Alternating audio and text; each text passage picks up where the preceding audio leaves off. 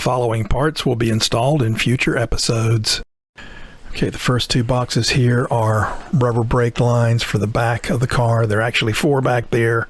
Those are the 2 that are closest to the caliper. That's my brake pads. They're the heavy duty truck and SUV. That's the best you can get at Napa. For the front, that's a front rotor, coated rotor. That's the top line, top end. Again, another coated rotor. These boxes they're super lightweight because they're already installed on the car. Here's my rear brake pads. Again, the truck and SUV, the best pads they've got. These are my front rubber brake lines. They go from the caliper to the hard line on the front. Doing both sides for that. And the reason that I'm doing it is because I was having an issue with my rotors were getting warped, and also I had an indication that, all right, never mind that.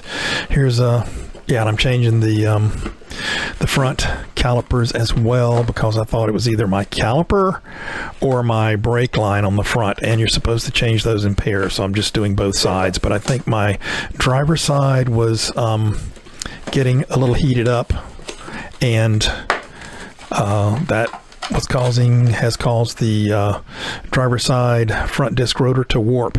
So I want to get that problem fixed, and I figured it's either the caliper or the brake line. So I'm changing both. These are the rear discs. Again, those are coated rotors, top of the line, and the coating is supposed to keep them from rusting.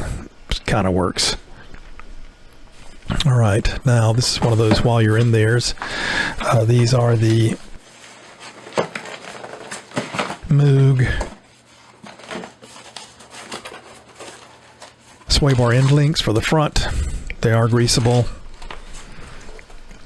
They do have grease zerks with them. Only problem is you got to remember to grease them every 6 months or so. So there's the other one, carbon copy there.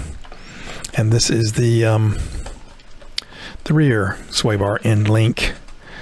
Again, another Moog part. They're greasable. Come with the zerk fittings. And there's a zerk fitting on the head, on the ball joint, on each ball joint. Same for the front ones. But again, you got to remember to grease them. If you don't grease them, then they're probably going to wear out faster than the OEM ones that don't even need to be greased. So I think in retrospect, going forward, if I do this again, I'll be going back with OEM. That's a carbon copy. That's the same another end link. Okay, these are the bushings for the sway bar on the front. I ended up not doing these because they were just too hard to get in there. I mean, I didn't know I was going to do it. I may have a shop do that for me in the future. I don't know. I don't have these are the rear sway bar bushings, and I discovered when I put these in that these we're looking at here are the wrong size. They were the wrong millimeter hole in the middle there, so I had to reorder those from that big online retailer that we all know, and I got the right ones. So I think they're 16 millimeter anti-sway bar on the back. Also, I had some work done on my car at the dealership recently, and well, within the last 6 months or so, and I had been having a hum coming out of the car. I really couldn't localize it to any particular corner, and the dealer also confirmed that when they had it in for service, and they said that they would graciously, they said it's wheel bearings on the front both, they would graciously change both wheel bearings on the front for $1,000. And I said, I'll think about that. Anyway, that's the seal for the transaxle.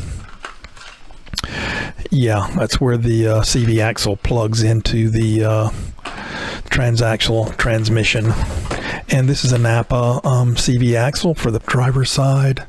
Mine's just a front-wheel drive car. It's not all-wheel drive. Anyway, this is a cheap part. It's like $70 or $80 or $90, and it's a nice-looking piece.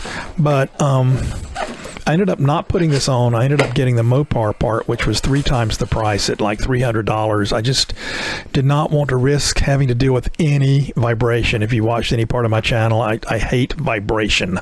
My car doesn't vibrate at all. So I wanted to not have to worry with that. So I went ahead and spent the $300 on the Mopar part. I returned that part to Napa, got my money back, got the Mopar part. I put it in since, very, very happy with it.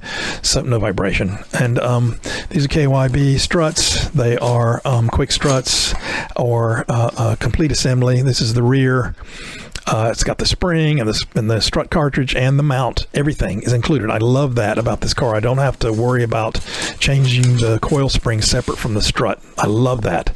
And it was fairly straightforward. Carbon copy, it's another one. They're the same part number on the rear, passenger and driver side. So anyway,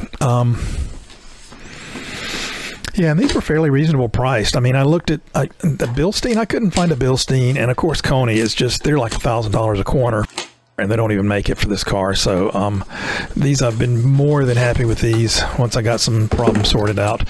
These are the fronts. Again, it's got the spring, the strut cartridge, and the mount, and the turn plate, and all that stuff. It's just so nice to have this in just one assembly and one price per corner. Love that, and I love these things. They great, love them. So those are two different part numbers for the passenger and driver side on those front struts. If you liked this video or found it entertaining, or you just want to see more content like this, please like, subscribe, and share. Thank you for watching.